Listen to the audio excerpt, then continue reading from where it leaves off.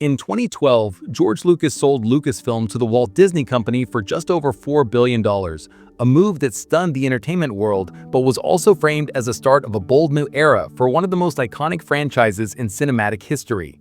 At the time of the acquisition, Star Wars as a property was not dormant, but it was not at the cultural height it once had been. The prequel trilogy, which ran from 1999 to 2005, had left the fan base divided. While it introduced a new generation to the saga and expanded the mythology, it was also criticized heavily for its dialogue, pacing, and over-reliance on early CGI. In the years following the prequels, Star Wars lived primarily through animated shows like The Clone Wars, novels, comics, and video games. The announcement that Disney would be producing a brand new sequel trilogy was met with excitement and optimism. Many saw this as a chance to restore Star Wars to the very center of popular culture. The optimism appeared justified with the release of Star Wars: The Force Awakens in 2015. Directed by J.J. Abrams, the film became a massive commercial success, grossing over $2 billion worldwide and setting the record for the highest domestic box office of all time. It was not just a financial juggernaut, the film was a cultural event. Audiences filled theaters in droves to see Star Wars on the big screen again, and the film was generally well received. While some noted that it borrowed heavily from the structure of A New Hope, critics and fans alike praised it for recapturing the feel of classic Star Wars while introducing a new generation of heroes like Rey, Finn, and Poe. Star Wars had returned to the forefront of popular culture in spectacular fashion. The following year brought Rogue One, a Star Wars story, the first standalone film outside the Skywalker saga.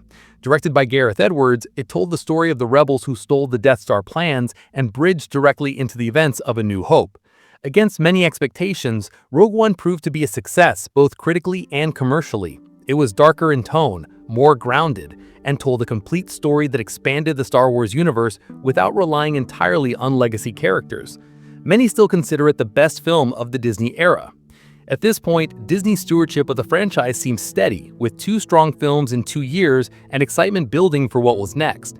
Then came 2017, and with it, The Last Jedi, directed by Rian Johnson. The film became one of the most divisive entries in the history of the franchise. Some critics hailed it as bold and subversive, arguing that it broke free from predictable tropes and gave new depth to the saga.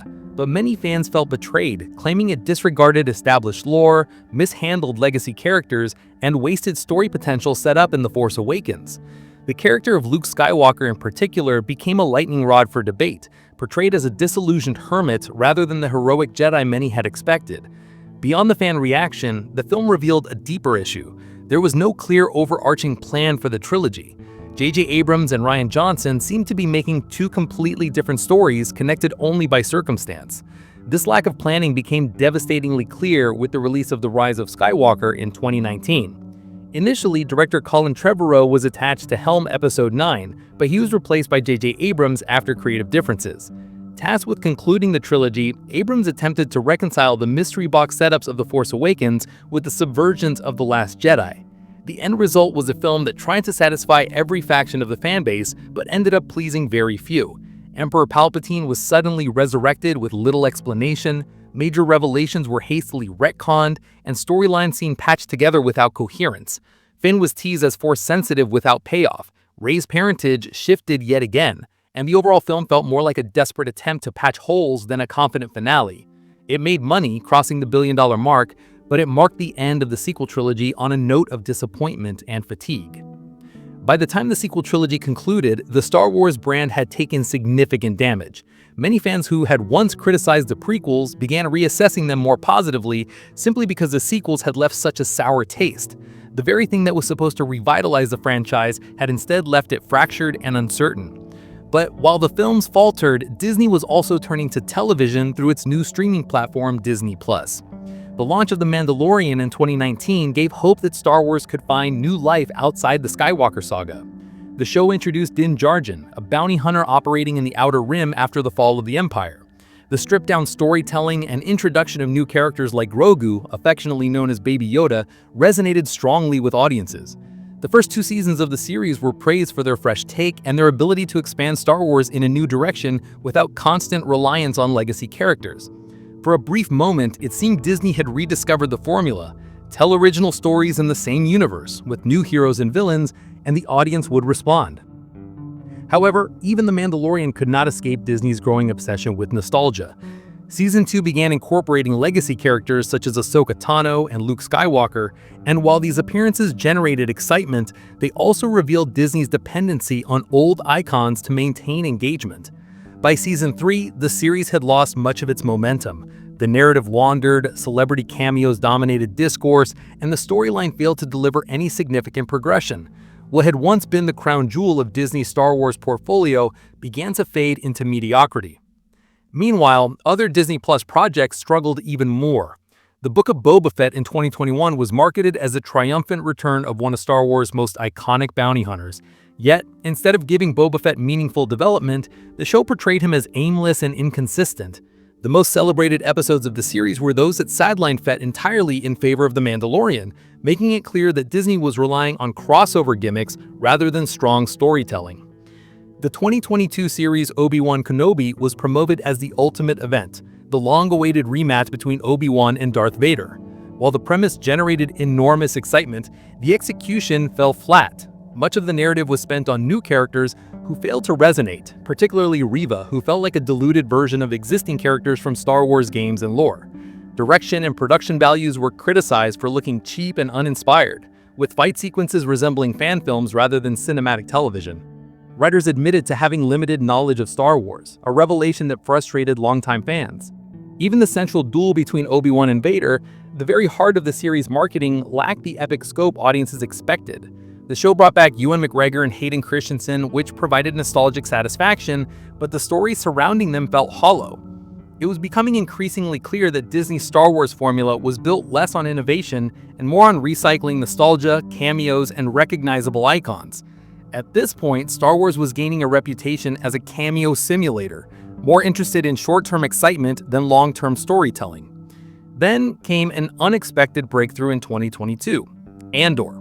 Centered on Cassian Andor, a character introduced in Rogue One, the series distinguished itself by abandoning the nostalgia-driven model. There were no lightsabers, no legacy character cameos, and no pandering callbacks. Instead, it delivered a slow-burn political thriller set in the Star Wars universe with layered characters, sharp dialogue, and genuine stakes. Critics hailed it as the best-written and most mature Star Wars story in the Disney era. Ironically, many argued that it didn't even feel like Star Wars, and that was precisely why it worked. Andor proved that the universe could sustain intelligent, grounded storytelling without constant reliance on fan service.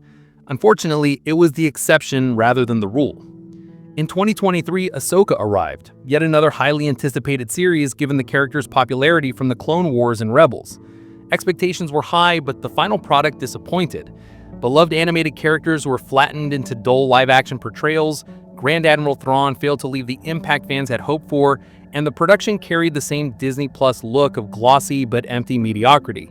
Once again, cameos dominated attention, including the return of Hayden Christensen as Anakin. While his presence made sense narratively due to his connection with Ahsoka, the reliance on such appearances underscored the ongoing problem. These moments were not supplements to good storytelling, but the primary draw of the show. The most promising element, the character of Baylan Skollin, was cut short with the untimely death of actor Ray Stevenson, leaving even that bright spot uncertain for the future. Looking forward into 2024 and beyond, the outlook remains bleak. The next major release, The Acolyte, has already been the subject of heated debate online. Showrunner Leslie Headland has demonstrated enthusiasm and above-average knowledge of Star Wars lore in interviews, but her outspoken creative philosophy has raised concerns that the series will prioritize personal messaging over cohesive storytelling. With backlash building even before release, confidence in the project is low. Beyond that, Lucasfilm has announced a new film centered on Rey, a decision that many view as tone-deaf given the polarizing reception of the sequels. While Daisy Ridley is a capable actress who gave her best to the role, the constant rewriting of Rey's lineage and lack of consistent vision left her character among the most divisive in the saga. Reviving her now suggests Disney remains unwilling to move past the mistakes of the sequel trilogy. Other films are in development as well, including a project by James Mangold and a crossover event film by Dave Filoni, intended to unify the Disney Plus series. Yet the prospect of tying together largely underwhelming shows into a cinematic finale raises doubts. At this stage, the only Star Wars projects consistently praised are the video games. Jedi Fallen Order and its sequel Jedi Survivor have been celebrated for their engaging storytelling, strong characters, and authentic Star Wars atmosphere. The upcoming third installment in that series is one of the few projects generating genuine anticipation. As the franchise enters the mid-2020s, the contrast between what Star Wars once represented and what it has become under Disney is striking. The original trilogy remains timeless. The prequels, once derided, have gained renewed appreciation as audiences look back at them with fresh eyes. The Disney era, however, is defined by division, incoherence, and a reliance on nostalgia at the expense of bold storytelling. The phrase that once was a joke, "Disney killed Star Wars," has become for many a sincere assessment. 12 years after the sale of Lucasfilm, Star Wars is still alive as a brand, still profitable and still capable of producing occasional sparks of greatness. But the sense of awe and unity it once commanded has been eroded.